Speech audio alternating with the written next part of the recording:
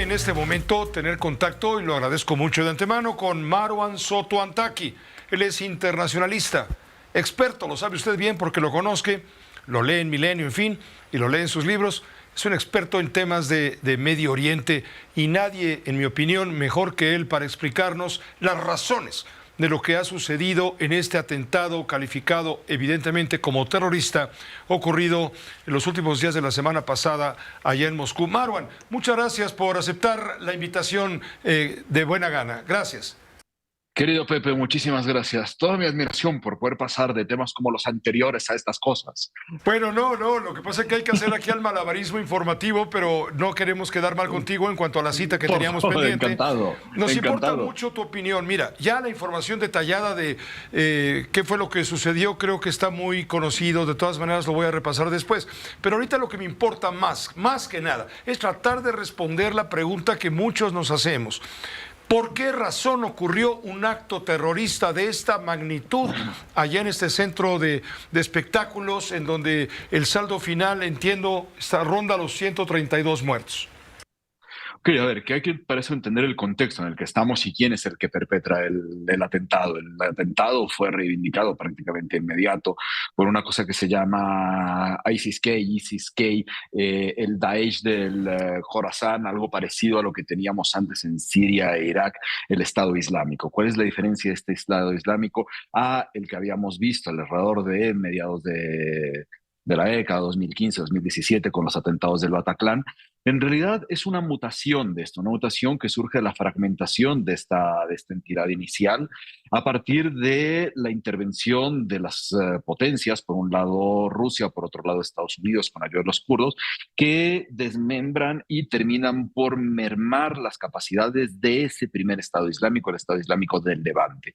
A partir de eso se generan distintas fracciones que son más o menos autónomas, no existe una especie de entidad vertical donde hubiese un Estado Islámico superior a los demás, sino se hacen estados islámicos por provincias. Están el Estado Islámico en Libia, el del centro de África, el que puede estar en Yemen, obviamente, sí, el que está en Irak y Siria, y está este que es el que se transformó el más grande, el del Khorasan. El atentado fue perpetrado por el ISIS del Khorasan, el Estado Islámico del Khorasan. Este es un Estado Islámico que lo que defiende es una versión de la interpretación que ellos le dan a la Sharia, a la ley islámica, y tienen la búsqueda de tener un Estado Islámico, un califato en la región del Khorasan que incluye a Pakistán, Afganistán e Irán. Sus atentados más comunes serán en Pakistán y en Afganistán, pero existen otros que se van dando a partir de su oposición a distintos actores.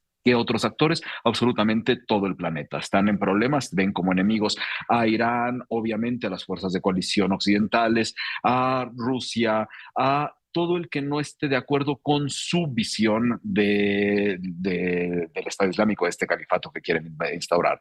No es la primera vez que actúan en contra de Rusia, ya han actuado en otras ocasiones. De hecho, se sabe que a principios de mes, por el 7 más o menos de marzo, hubo un intento de atentado que fue apagado, pero los vimos actuar también en enero en Irán, en un atentado que dejó a más de 100 víctimas durante el memorial del general Qasem Soleimani, que era el segundo hombre fuerte de Irán después de los ayatolas.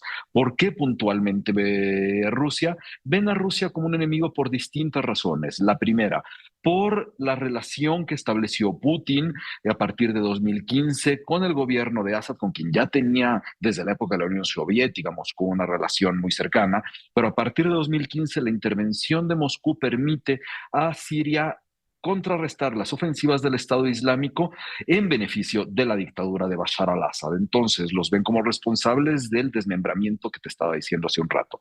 Por otro lado, también los ven como un enemigo a partir de la relación de Moscú hoy, de Putin, con el gobierno talibán que llega al poder después de 20 años de presencia de Estados Unidos en Afganistán.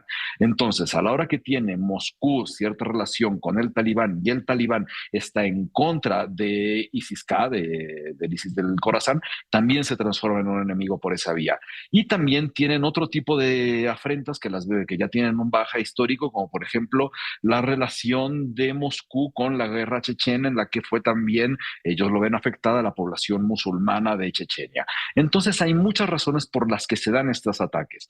Quizá aquí habría que notar una cosa, alguien dice, pero ¿por qué de repente y ahora se están moviendo? No, siempre han estado presentes y sus atentados se han ido yendo desde lo local, si queremos verlo, sobre todo en Afganistán y Pakistán, pero también, como te decía, en Irán, también han tenido relación con distintos atentados en Argelia, en Libia, en Níger, justo un día después del atentado en Moscú.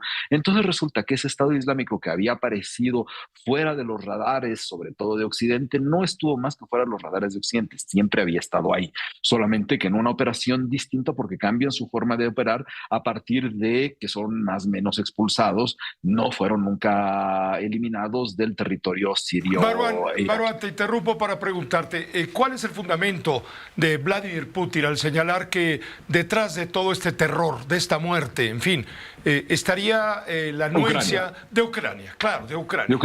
De Ucrania. A ver, estamos hablando de un juego de obsesiones. No hay absolutamente ni un solo elemento, no existe un solo elemento que nos pueda indicar que tenía alguna relación Ucrania dentro de este atentado. No existe. Más bien, la respuesta inicial de Putin diciendo que estaban dirigiéndose a Ucrania no implicaba necesariamente una responsabilidad de Ucrania, pero toda la retórica manejada por el Kremlin iba a querer responsabilizar a Ucrania como parte del juego de guerra en el que está metido tras su invasión a Ucrania desde hace más de 2 años, ¿no?